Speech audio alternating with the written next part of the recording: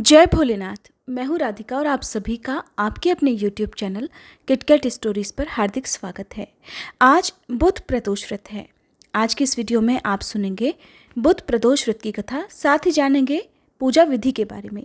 अगर आप आज के प्रदोष काल के समय के बारे में जानना चाहते हो तो इसकी वीडियो पहले से ही हमारे चैनल पर अपलोडेड है, आप चाहें तो उस वीडियो को देख सकते हैं।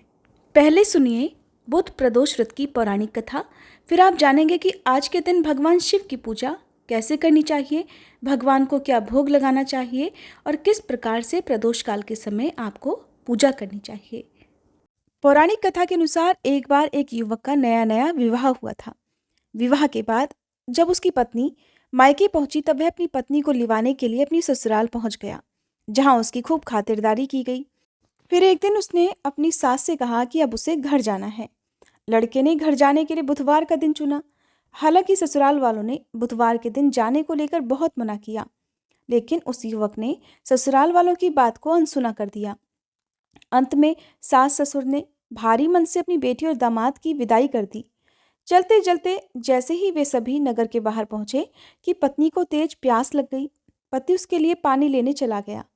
जब पति पानी लेकर वापस लौटा तो वहां का नजारा देखकर वह हैरान रह गया। उसने देखा कि उसकी पत्नी किसी पराये पुरुष के साथ खड़ी होकर पानी पी रही है और जोर जोर के ठहाके लगा रही है।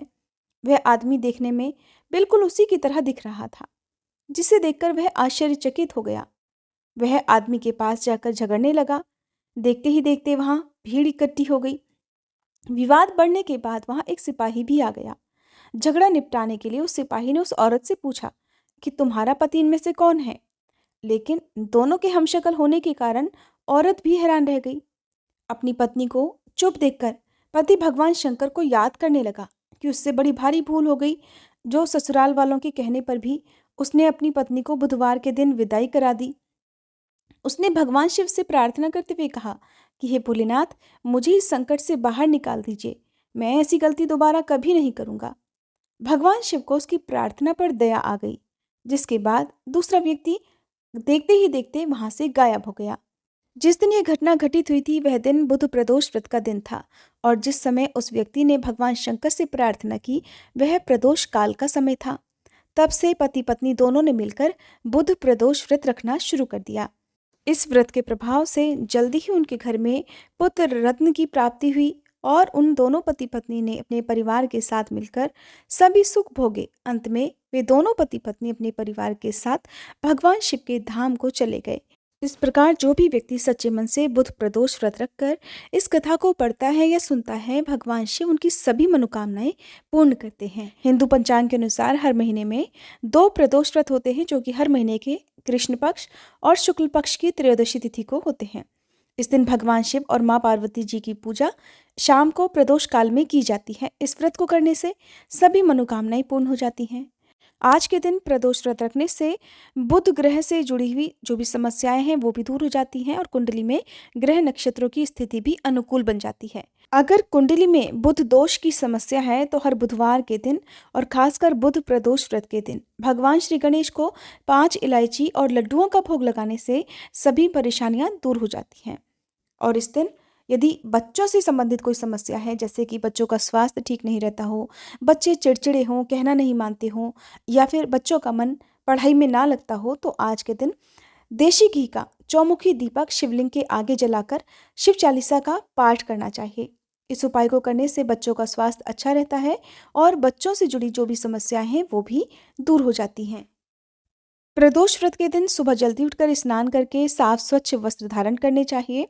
इस दिन भूलकर भी काले या गहरे रंग के वस्त्रों का प्रयोग नहीं करना चाहिए। सुबह यदि हो सके तो हल्के गुलाबी, सफेद या हरे रंग के वस्त्र धारण करके ही पूजा करनी चाहिए। हाथ में जल या पुष्प लेकर भगवान शिव के सामने बैठकर व्रत का संकल्प लिया जाता है। फिर विधि विधान से पूजा की जाती है। सबसे पहले गणेश भगवान की पूजा, फिर भगवान शिव का अभिषेक किया जाता है।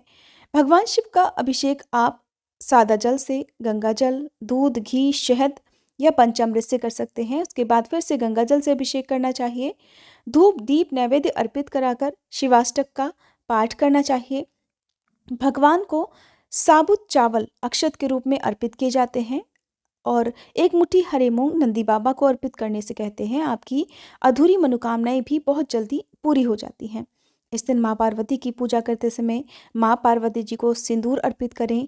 सुहागिन महिलाएं 16 श्रृंगार की या जो भी सुहाग की आवश्यक सामग्री है वो माँ को अर्पित करें। माँ के पैर छूकर उनका आशीर्वाद लें।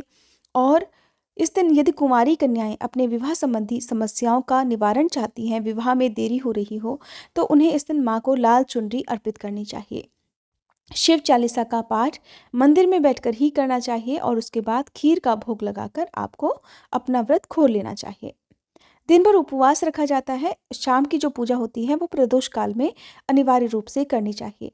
अगर आप प्रदोष काल के समय घर से बाहर हैं, किसी कारण से आप इस समय घर पर पूजा करने की स्थिति में नहीं हैं, तो आप जहाँ पर भी हैं, यदि प्रदोष काल के समय के अंदर सच्चे मन से केवल मानसिक पूजा भी भगवान की यदि कर लेते हैं, ओम नमः शिवाय मंत्र का मानसिक रूप से जाप कर लेते हैं, सच्चे मन से भगवान से मन ही मन प्रार्थना करके क्षमा याचना कर लेते हैं, तो उस पूजा को भी भगवान शिव स्वीकार कर लेते हैं। लेकिन उसके बाद जब भी आप घर वापस आएं, तब आपको विधि विधान से पूजा जरूर करनी चाहिए। किसी भी प्रदोष व्रत में शिवलिंग की पूजा करने से सभी शुभ फलों की प्राप्ति होने लगती है।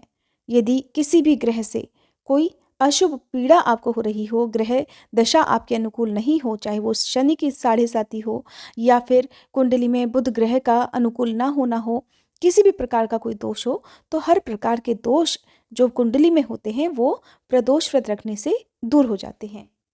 भूल कर भी प्रदोष व्रत के दिन घर में अशुद्ध भोजन नहीं बनना चाहिए, यानी कि तामसिक भोजन जैसे लहसुन प्याज का सेवन या मांसाहार का सेवन इस दिन नहीं होना चाहिए।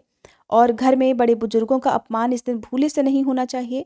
लड़ाई झगड़ा किसी प्रकार का कोई भी गलत काम घर में इस दिन ना हो। और घर में यदि आपके कोई भी याचक आता है तो उसे खाली हाथ ना लौटने दें। कुछ ना कुछ आप उपहार में दान स्वरूप या भोजन कराकर ही अपने घर पर आए हुए याचक को विदा करें। ऐसा करने से भी भगवान शिव की कृपा प्राप्त होती है। बहुत ही आसान पूजा विधि है जिसे हर कोई अपने घर पर भी कर सकता है। यदि आसपास शिव मंदिर हो तो वहीं पर जाकर आपको प्रदोष व्रत की पूजा जरूर करनी चाहिए।